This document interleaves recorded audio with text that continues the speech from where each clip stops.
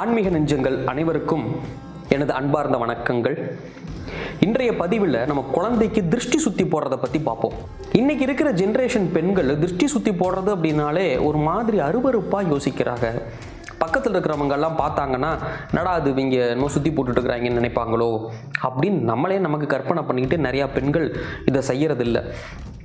இந்த சிட்டியில் இருக்கிறவங்க, அப்பார்ட்மெண்ட்டில் இருக்கிறவங்க இவங்கெல்லாம் அந்த திருஷ்டி சுற்றி போடுறதுங்கிறத செய்யறதே இல்லை.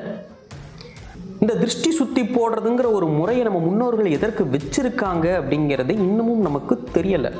ஏன் இந்த குழந்தைகளுக்கு திருஷ்டி வருது, திருஷ்டி எப்படி வருது, இதை எப்படி சுத்துறது, அதுக்கு என்ன சொல்லி சுத்துறது, இந்த மாதிரியான தகவல்களை நம்ம வீடியோவோட கடைசியில் நான் என்ன சொல்லி சுத்துறதுன்னு நான் சொல்லியிருக்கேன்.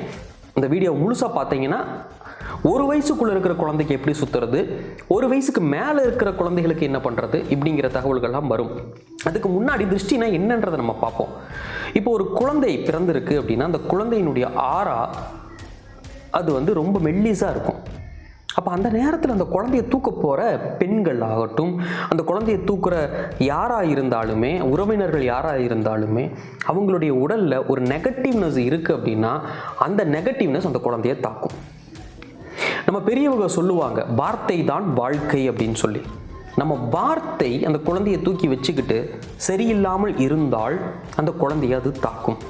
குழந்தையும் தெய்வமும் ஒன்றுன்னு சொல்லியிருப்பாங்க. தெய்வம் நம் எண்ணங்களை உணர முடியும், அதே மாதிரி குழந்தைகள்னாலும் நம் எண்ணங்களை உணர முடியும். அந்த குழந்தைய தூக்குறவங்க யாராவது, நான் எல்லார்த்தையுமே அதை சொல்லலைங்க, ஒரு சிலர் மட்டும்தான் அதை அவங்களை அறியாமையே அந்த ஆதங்கம் வந்துடும்.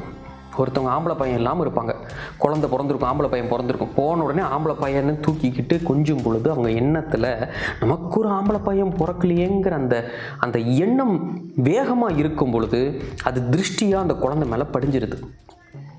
அப்போ அந்த குழந்தை நலுங்கிருதுங்கும்போது அந்த குழந்தை பால் குடிக்காது, ராத்திரி பூரா தூங்காது, அழுதுகிட்டே இருக்கும். அப்போ என்ன பண்ணுறதுன்னு கேட்டிங்கன்னா என்னன்னே சொல்ல முடியாது. நீங்கள் டாக்டர்கிட்ட போய் கேட்டாலும் அவங்க ட்ரீட்மெண்ட்டு சொன்னாலுமே அது முழுமையாக குணமடையாது. அப்போ திருஷ்டி ஒரு குழந்தை மேலே விழுந்துருச்சுனாலே அந்த கழிக்காமல் அதை விளக்காமல் அந்த குழந்தைனால நிம்மதியாக இருக்க முடியாது. இப்போ நமக்கெல்லாம் திடீர்னு உடம்பு வலி வரும், இது எல்லாமே திருஷ்டினால தான் வர்றது. பெரியவங்களுக்கும் திருஷ்டி வரும்.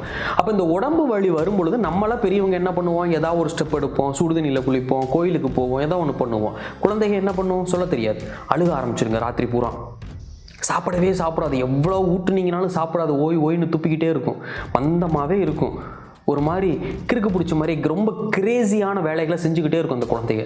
அப்போது அப்படிப்பட்ட குழந்தைகளுக்கெல்லாம் திருஷ்டி